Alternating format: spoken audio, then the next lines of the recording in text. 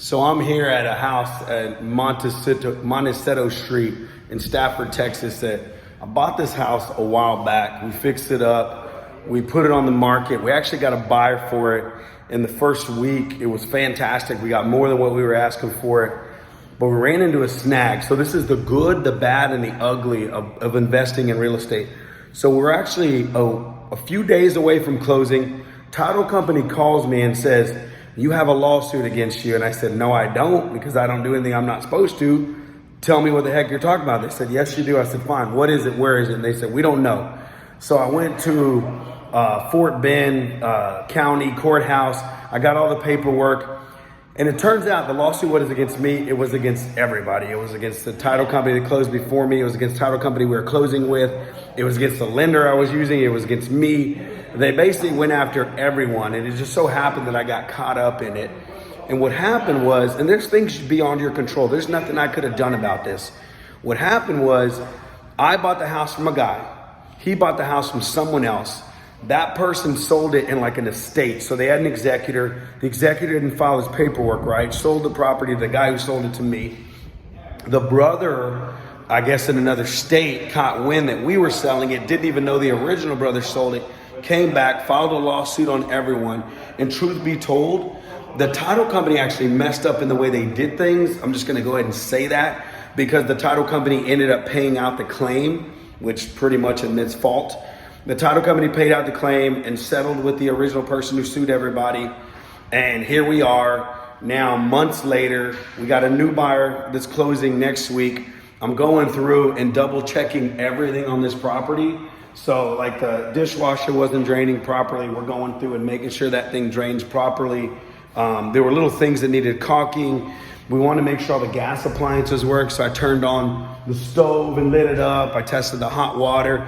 I tested this fireplace, and that thing can light up like an inferno. The gas shot out, like it was crazy. Like, so you can turn it off and on real high. It's awesome. Going through, double checking everything. But I wanted to just walk everybody through like the good, the bad, and the ugly. There are some times in investing where you cannot control what is going to happen. I had no idea the person that I bought it from these people, and they had their issue, and it showed up like 2 days before closing. So I was 2 days away from signing, collecting my final check from all the work we did on this place, and I got stopped dead in my tracks. And it actually, truth be told, it cost me about $14,000. So $14,000 of my profit was lost because of a mistake that I had nothing to do with. So these are just the risks you take as being an investor. Sometimes it's hard. Sometimes these lawsuits can tie you up for a year or 5 years.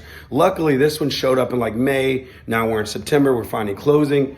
It is difficult. It is painful, but we got it done. What I love about these type of properties, like, man, we put in blinds. We have new fixtures. We did carpet in the bedrooms. I love carpet in the bedrooms. My wife doesn't seem to like that. The AC was worked on. We have, I think some of the new ductwork went in. The bathrooms were completely done. You can see the tile and everything.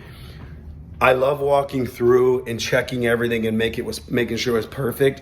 I know this back window, before we even got the buyer under contract, when we put it back on the market after the lawsuit stuff was handled, a rock had broken this window.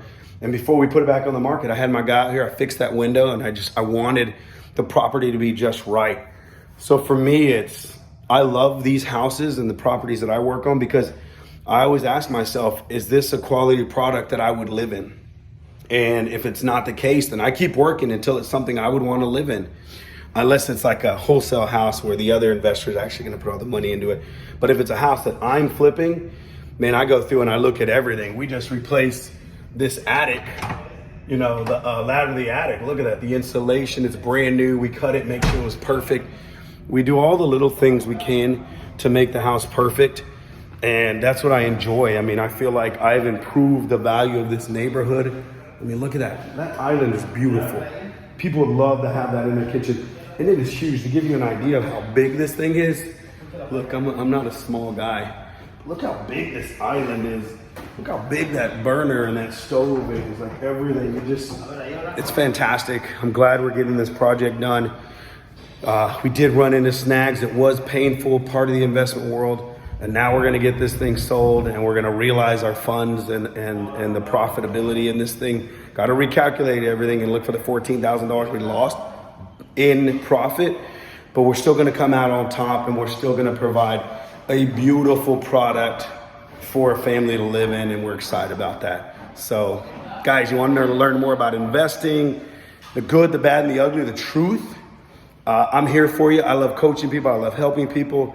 You want to put some of your money to work with me? I invest in properties. People join me and we have fun doing it. This one took longer than we wanted to. It wasn't as fun as we wanted it to be, but we're getting it done. Talk to you guys later. Bye-bye.